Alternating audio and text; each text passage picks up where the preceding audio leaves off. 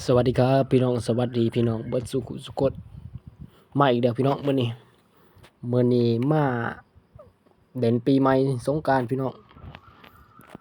แต่ว่าก่อนสิเด่นเฮาก็ต้องเติมพลังก่อนพี่น้องมื้อนี้ก็กินข้าวกับ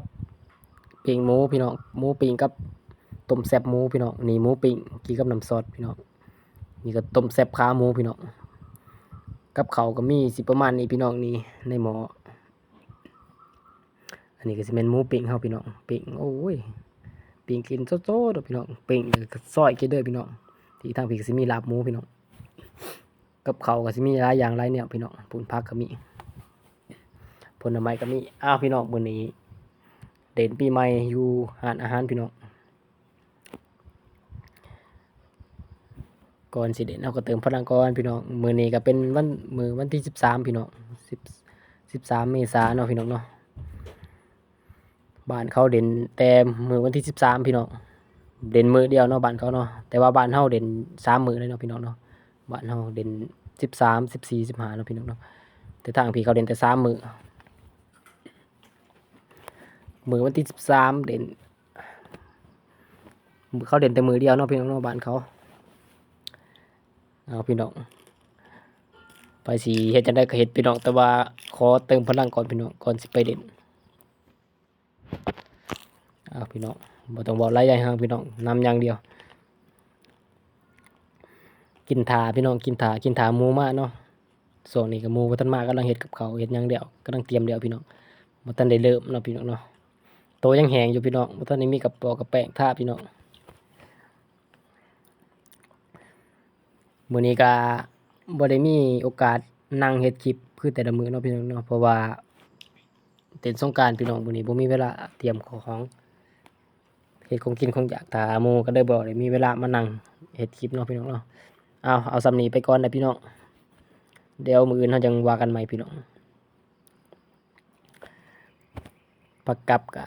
มีแต่โหระพาพี่น้องหมูปิ้งก็บ่ได้เฮ็ดแจ่วหรอกพี่น้องเฮ็ดกินกับน้ำซอสสุกี้พี่น้องก็เข้ากันคือกันได้พี่น้องเด้อปิ้งหมูย่างเนาะเนื้อที่ใส่ก็เป็นเนื้อสันในพี่น้องเนื้อสันในกับไอ้ข้อหมูย่างพี่น้องเอาไปย่างแล้วก็หั่นกินใหม่ๆแล้วพี่น้องย่างร้อนๆแล้ว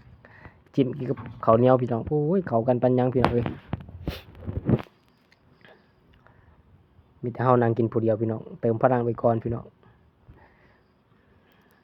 ทางดังผมก็ดีเจกำลังจัดเพลงอยู่พี่น้องเฮาก็เลยได้ต้องได้พากพี่น้องมื้อนี้เพราะว่าดีเจเพิ่นจัดเพลงย้านมันติดอันนั้นเพิ่นเนาะพี่น้องแล้วก็ได้พากเสียงของพี่น้องมื้อนี้ก็นั่งกินข้าวผู้เดียวพี่น้องกับปิ้งหมูจับไปพี่น้องเอ้ยกินไปเรื่อยๆพี่น้องหมูปิ้งฮ้อนๆกินกับข้าวเหนียวพี่น้องเข้ากันปานหยังเด้อพี่น้องเด้อแซ่บคักพี่น้องเอ้ยพี่น้องถ้าชอบก็อย่าลืมกดไลค์กดแชร์กดติดตามด้วยนะครับพี่น้องครับขอบใจที่ติดตามรับชมครับพี่น้องครับบ่ว่าสิเป็น FC ทางต่างประเทศหรือว่าในประเทศพี่น้องบ้านเฮาพี่น้องขอบคุณที่ติดตามรับชมครับพี่น้องที่คอยตอบคอมเมนต์กันเรื่อยมาพี่น้องที่คอยเติมกำลังใจให้กันเรื่อยมาพี่น้องพี่น้องอย่าลืมเด้อพี่น้องเด้อฝากสนับสนุนช่องคุณชาแนลพี่น้องพี่น้องบ้านเฮาเนาะหักกันแพงกันพี่น้องเอ้ยคอยตอบคอมเมนต์ก็ขอบใจหลายๆพี่น้องผมกลับมาอยู่ใกล้บ้านพี่น้องเป็นเด็กต่างถิ่นพี่น้องมาสู่ชีวิตที่เมืองสุราษฎร์พี่น้องภาคใต้ของประเทศไทยเนาะพี่น้องเนาะก็คิดฮอดบ้านเฮาเนาะพี่น้องปีนี้ก็บ่ได้กลับเนาะปีใหม่สงกรานต์ปีนี้ก็บ่ได้กลับก็เลยเด่นอยู่พี่น้องเนื่องจากคัดของหลายอย่างพี่น้องก็เลยบ่ได้กลับเนาะคิดฮอดก็อดเอาพี่น้องคิดฮอดบ้านเฮาก็อดเอาบ่ว่าสิไปอยู่ไสก็บ่ม่วนเท่าอยู่บ้านเฮาพี่น้องบ้านเกิดเมืองนอนให้กำลังใจกันเด้อพี่น้องบ้านเฮาคนที่อยู่ใกล้และก็อยู่ไกลที่บ่ได้กลับสงกรานต์ปีนี้เนาะพี่น้องเนาะก็คอยส่งกำลังใจให้พี่น้องที่อยู่ใกล้บ้าน